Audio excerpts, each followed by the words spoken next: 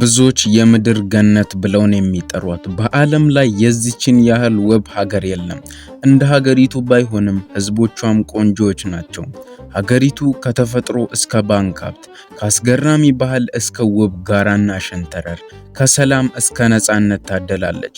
በዛሬው ጉብኝታችን ይህንን ቪዲዮ እስከ መጨረሻው ስትመለከቱ ስለ ስዊዘርላንድ የማታውቋቸውን አስገራሚ እውነታዎችና ያላችሁን አመለካከት የሚቀይር እውነታዎችን ትገነዘባላችሁ። ስዊዘርላንድ ስትባል በአይነ ህሊናችን የሚመጣው በበረዶ የተሸፈኑ ተራሮች፣ አረንጓዴ ሜዳዎች እንዲሁም ደግሞ በውበት የተንቆጠቆጡ መንደሮች ናቸው። ነገር ግን ይህ ውበት ለረጅም ዘመናት ብዙ መስዋዕትነት የተከፈለበት መሆኑን የሚያውቁት ጥቂቶች ብቻ ናቸው። ከዘመናት በፊት ይህች ሀገር ድህነት የጠመዳትና መሬቷም ለግብርና እንኳ የማትመች ነበረች። የዚያን ጊዜ የነበሩት ሰዎች ራሳቸውን ከረሃብና ከጦርነት ለመከላከል የፈጠሩት ስልት ዛሬ በዓለም ላይ እጅግ ሀብታም ሀገር እንድትሆን አድርጓታል። በአንድ ጊዜ በስዊዘርላንድ ተራራዎች ውስጥ በሚያልፍ ባቡር ውስጥ እንደተቀመጥን አስቡ። መስኮቱን ስንከፍት የሚነፍሰውና የሚሰማው ንጹህ አየር፣ በአይን የሚታዩ የሰማይ አበቦችና በለስላሳው የሚፈሰው ወንዝ ድምፅ፣ ሁሉም ነገር ሰላምን ይሰብካል። ይሁንና ስዊዘርላንድ ሰላም የሰፈነባት አገር የተባለችው ዝም ብላ አይደለም።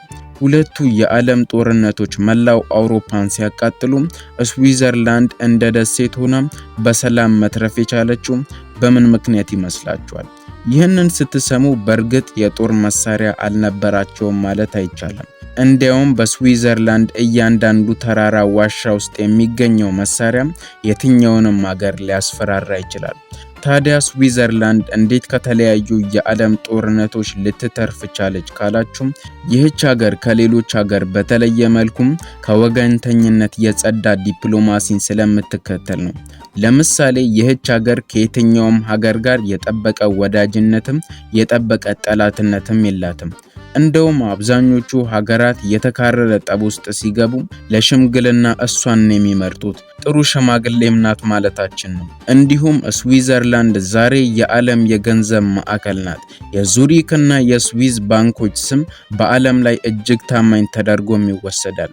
ሰዎች ሚስጥራቸውንና ሀብታቸውን ለስዊዘርላንድ አደራ የሚሰጡበት ትልቅ ምክንያትም አለ። ምን መሰላችሁ? በስዊዘርላንድ ገንዘባችሁን ስታስቀምጡ ማንም አይጠይቃችሁም። ቆይ ነገሩን ላስረዳችሁ። ለምሳሌ በኢትዮጵያ ውስጥ ወይም በሌላ ሀገር አንድ ሰው በባንክ ውስጥ ከፍተኛ መጠን ያለው ገንዘብ ሲያስቀምጥ ምንጩ ይጣራ በሚል ምክንያት ሰውየው ምን እንደሚሰራም ከየት እንዳመጣውና ምን ያህል ገቢ እንደሚያገኝ የመሳሰሉት ነገሮች ይጣራሉ።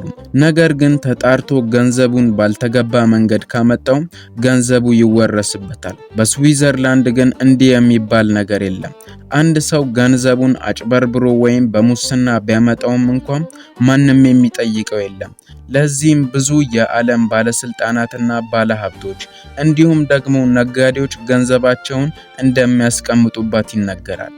ነገር ግን አንድ ሰው ገንዘቡን በስዊዘርላንድ አስቀምጦም ህይወቱ ቢያልፍ ገንዘቡን ሙሉ በሙሉ የሚወርሰው የስዊዘርላንድ መንግስት ነው። ወደ ዘመናችን ስንመጣ ደግሞ ስዊዘርላንድ በአዲስ ፈተና ውስጥ ትገኛለች። የአየር ንብረት ለውጥ እንዲሁም ደግሞ ሙቀቱ በአልፕስ ተራሮች ላይ ያለው በረዶ እንዲቀልጥ እያደረገውም ይገኛል። ይህ ለስዊዘርላንድ ብቻ ሳይሆን ለመላው አውሮፓ ጭምር ትልቅ ስጋት ነው። የሚገርመው ነገር ስዊዘርላንድ ምንም አይነት የምትሸጠው ተፈጥሯዊ ሀብት እንደ ወርቅ ወይም ነዳጅ የላትም። ነገር ግን እንዴት ነው ይህች ሀገር በዓለም ላይ እጅግ ሀብታም መሆን የቻለችው ከተባለም መልሱ ያለው በሰው ልጅ አስተሳሰብና በስርዓት ውስጥ ነው። ስዊዘርላንድ የራሷን መሰረት የጣለችው በትምህርትና በስራ ጥራት እንዲሁም ደግሞ እያንዳንዱ ስዊዘርላንዳዊ ለስራው ባለው ክብር ጭምር ነው። ነገር ግን ምናልባትም በስዊዘርላንድ ህይወት ውስጥ እጅግ አስገራሚ የሚባለው እውነታ የብልጽግናቸው ነገር ነው። የብልጽግናቸው መነሻ የሆነው የባንክ ሚስጥር አጠባበቅ ህግ ነው። ለዘመናት በዓለም ዙሪያ ያሉ ባለጠጎች፣ አምባገነኖች፣ ነጋዴዎች እንዲሁም አንዳንድ ጊዜ ህገወጥ ገንዘብ ያላቸው ሰዎች ሳይቀሩም ገንዘባቸውን ወደ ስዊዘርላንድ ባንኮች የሚያፈሱት በአንድ ምክንያት ብቻ ነው። ይህም ገንዘባቸው በየትኛውም የዓለም አቀፍ ግፊት የማይነካ መሆኑን ስለሚያውቁ ነው። ነገር ግን ይህ ታማኝነት ለሀገሪቱም ምን አይነት የፖለቲካ ጫና እንደፈጠረ ስናስበው ነገሮች ከምንገምተው በላይ ውስብስብ ናቸው። ነገር ግን ከነዚህ ባንኮች ጋር በተያያዘ ስላለው ሚስጥር ስናወራም አንድ እውነትን ችላ ማለት አንችልም። ይኸውም የሰዎች የገንዘብ ፍቅርና የስዊዘርላንድን ዝምታ ነው። ይህች ሀገር የምታውቀው ሚስጥር በሙሉ ቢወጣ ኖሮ ምናልባትም የዓለም የፖለቲካ ካርታም በአንድ ጀንበር ይቀየር ነበር።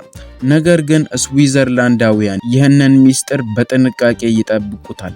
ለምን ካላችሁ ምክንያቱም የሀገራቸው ህልውና የተመሰረተው በእምነት ላይ ነው።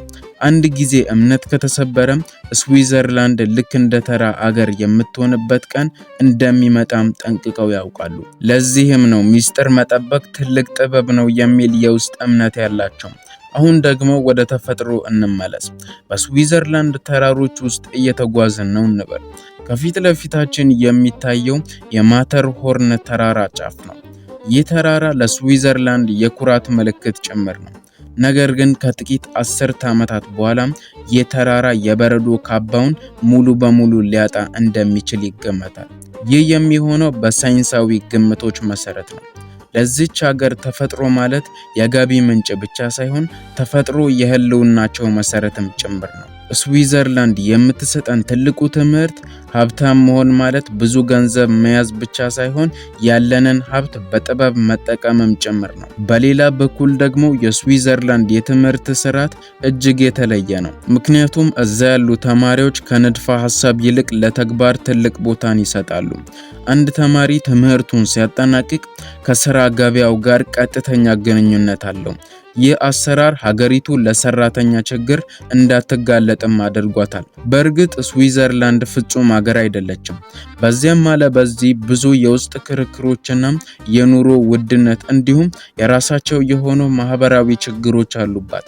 ነገር ግን ልዩ የሚያደርጋቸው ነገር ችግሮቻቸውን የመፍታት ችሎታቸው ነው። ስዊዘርላንዳውያን ሁልጊዜ የሚወስኑት በጋራ ነው። የእነርሱ ዴሞክራሲ ስርዓት በቀጥታ ህዝቡን የሚያሳትፍ ነው።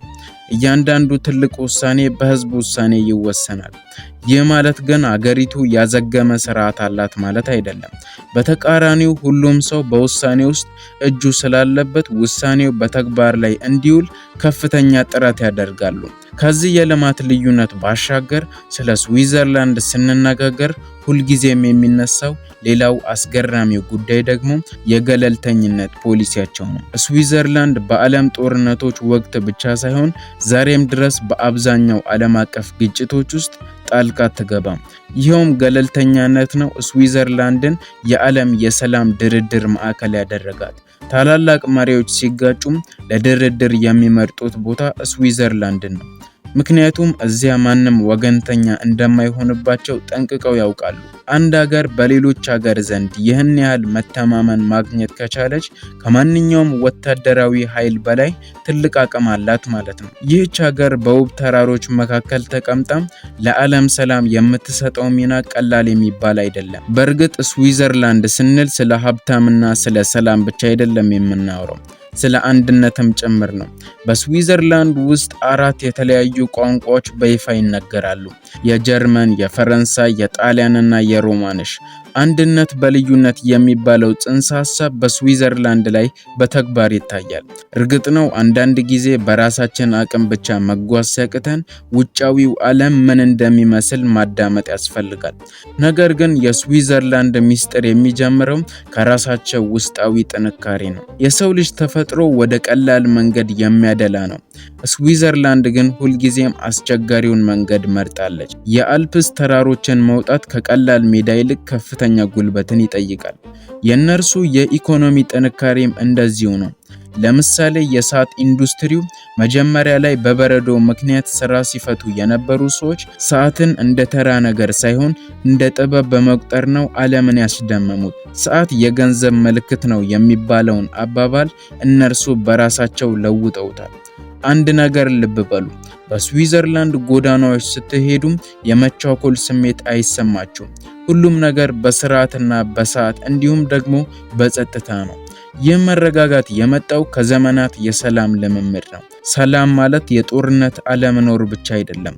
ሰላም ማለት የውስጥ ሰላም ያለው ህዝብ የሚገነባው ማህበረሰብ ማለት ነው። በተለይ ደግሞ የኢኖቬሽን ጉዳይ ሲነሳም ስዊዘርላንድ እንደ በለጸገ ሀገር የምትታይበት ሌላኛው ምክንያት የቴክኖሎጂ አቅማቸው ነው።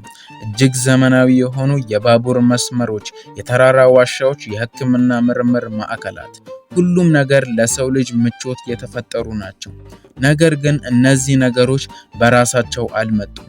ለትምህርትና ለሳይንስ የተሰጠው ትኩረት ውጤት ጭምር ናቸው። አንድ ሀገር በትንሽ ቁጥር ህዝብ ይህን ያህል ስኬት ማስመዝገብ ከቻለች ሌሎቹ ለምን አይችሉም ለሚለው ጥያቄ መልሱ ምናልባት የራሳችንን አቅም በማወቅና በልዩነታችን ውስጥ ጥንካሬን በማግኘት ላይ የተመሰረተ ነው። አብራችሁን ስለቆያችሁ እናመሰግናለን። መልካም ጊዜ ይሁንላችሁ።